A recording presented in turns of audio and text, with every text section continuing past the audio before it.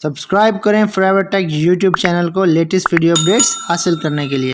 अस्सलाम वालेकुम दोस्तों, मैं हूं नदीम रोबिन और आप देख रहे हैं हमारा यूट्यूब चैनल फॉरएवर टेक। तो दोस्तों आज बात करते हैं ग्री के डीसी इन्वर्टर एक निश्चर के H5 एरर के बारे में बात करेंगे और आपको बताएंगे कि H5 एरर जब डिस्प्ले पे आ जाए तो इसका क्या मतलब होता है और ये किन वजूहात की वजह से डिस्प्ले पे आता है। तो चलते हैं वीडियो को शुरू करते हैं। और दोस्तों जब H5 एरर कोड जो है वो डिस्प्ले पे आ जाए तो सबसे पहले आपने चेक क्या करना है कि आपने चेक करना है कि ये जो फिल्टर्स हैं वो बहुत ज़्यादा गंदे तो नहीं हैं। अगर किसी वजह से बहुत ज़्यादा गंदे हैं तो इनको साफ़ कर लें। इसके बाद इसकी जो वेपरेटर है उसको भी चेक कर लें। बाज़ दफ़ा ऐसा होता है कि ऊपर से ये साफ़ नज़र आ रहा होता है लेकिन इसके अंदर जो है वो गंद होता है, तो इसकी वजह से जो एयर ब्लो है वो भी बहुत ज़्यादा कम हो जाएगी। देखें, अगर एयर ब्लो बहुत ज़्यादा कम आ रही है तो इसका मतलब ये है कि यूनिट की ये जो कंडेंसर ये जो वेपरेटर है वो ब्लॉक हो चुका है, चौक हो चुका है। तो इसको मुकम्मल खोल के यूनिट को नीचे उतार के इसकी सफाई कर लें, इसकी सर्विस कर लें, तो ये फिर जो है एरर ख़त्म होने के चांसेस काफ़ी ज़्यादा मौजूद हैं। और अगर तो यूनिट जो है वो एसी ब्लोअर मोटर है इंडोर यूनिट में, तो आपने क्या करना है, इसको चेक कर लेना है कि ये कहीं से मोटर कहीं जाम तो नहीं चल रही है, और अगर ये जाम है या स्लो चल रही है तो इसको ठीक कर लें। तो इससे भी बहुत ज़्यादा चांस है कि ये H5 एरर जो है वो ख़त्म हो जाए यूनिट से। और दूसरी जो इंस्पेक्शन आपने करनी है वो होगी कंडेंसर की। तो कंडेंसर को देख लें कि बहुत ज़्यादा गंदा तो नहीं है। अगर किसी वजह से बहुत ज़्यादा गंदा हो चुका है तो इसको भी साफ़ कर लें, इसकी सर्विस कर लें और पानी से धो लें इसको। तो इसके अंदर जो जितना भी गंद है वो इसके अंदर मौजूद नहीं होना चाहिए और एयर फ्लो जो है वो बहुत अच्छे से होना चाहिए।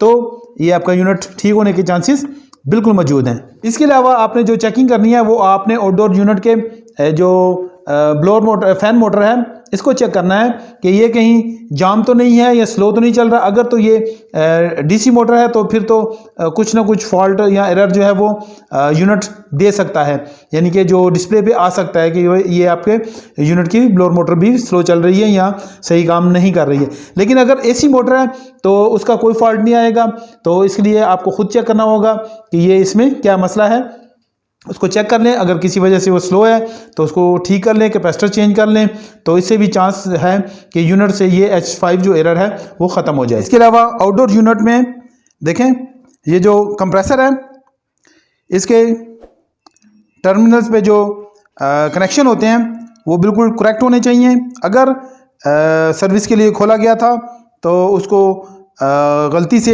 गलत पोजीशन पे लगा दिया है तो वो आप बिल्कुल उसको सही कर लें।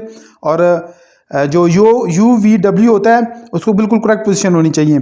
और UVW को कैसे चेक किया जाता है इसके लिए हमने ऑलरेडी वीडियो बनाई हुई है, तो उसकी ट्रिक हमने बताई है कि आप किस ट्रिक के साथ इसको चेक कर सकते हैं।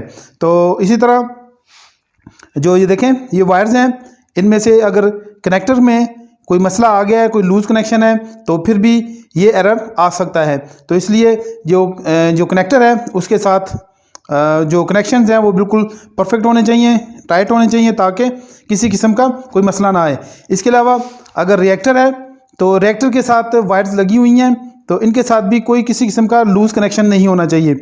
अगर लूज़ कनेक्शन होगा तो ये H5 जो एरर है वो डिस्प्ले पे शो हो सकता है। इसके अलावा कंप्रेसर की वाइंडिंग टेस्ट कर लें।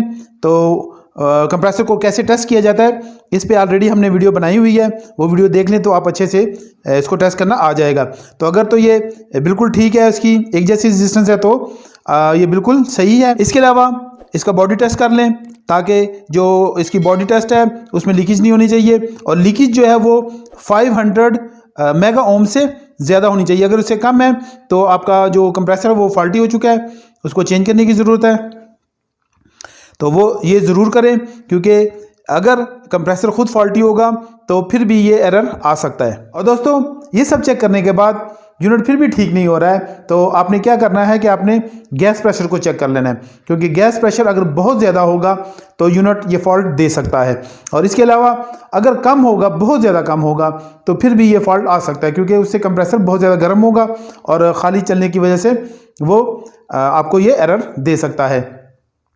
तो इस तरह से ये सब चीज़ें चेक कर लेंगे। तो आए आपको बताते हैं अभी कि पीसीबी में आपने क्या करना है। और दोस्तों पीसीबी में आपको फॉल्ट बताने से पहले मैं ये बता देता हूँ कि ये एक जो है वो आईपीएम प्रोटेक्शन फॉल्ट है, जिसको कंपनी ने H5 का नाम दिया है, जो कि डिस्प्ले पे शो होता है। तो अब मैं आपको बता देता हूँ कि आपने पीसीबी में क्या चेक करना है। तो पीसीबी में सबसे पहले जो आउटडोर यूनिट होगा उसको आपने चेक करना है कि यहाँ पे किसी किस्म की कोई फ्लक्चुएशन नहीं होनी चाहिए। अगर किसी किस्म की फ्लक्चुएशन है तो H5 एरर आ सकता है। इसके अलावा आपने चेक कर लेना है कि यहाँ पे जो डायोड है और जो इसकी डायोड है उसमें किसी किस्म का कोई फॉल्ट नहीं होना चाहिए।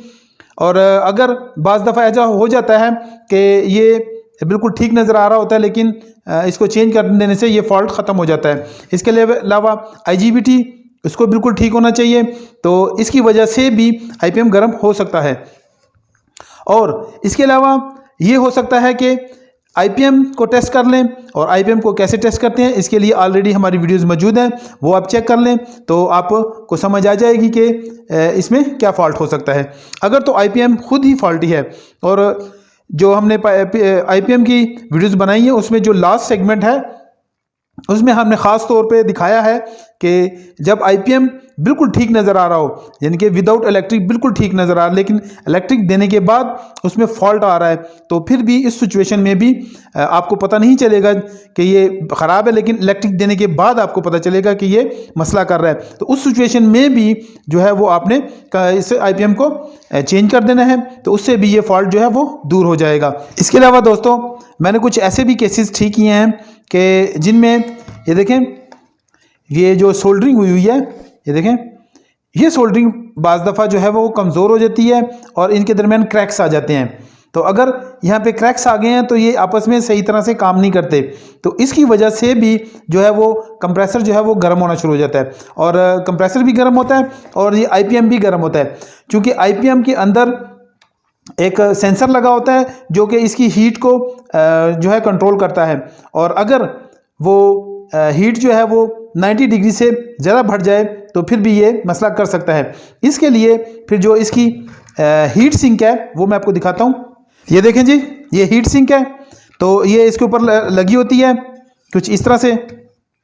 अगर ये हीट सिंक इसके साथ बिल्कुल अटैच नहीं है और इसके दरमियान एयर गैप है, तो फिर भी ये आपको जो है वो H5 एरर कोड दे सकता है। इसलिए हीट सिंक और जो आईपीएम है इनके दरमियान एयर गैप नहीं होना चाहिए। इसको अच्छे से टाइट कर लें ताकि किसी किस्म का कोई एयर गैप ना हो और जो जितनी भी हीट है वो हीट सिंक में ट्रांसफ़र हो सके।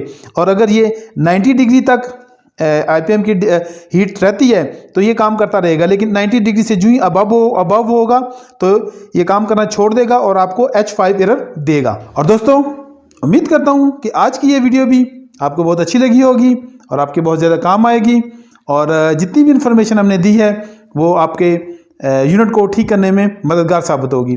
तो मिलते हैं फिर से इसी तरह की एक और इन्फॉर्मेटिव वीडियो में, तो देखते रहें फॉरवर्ड टेक।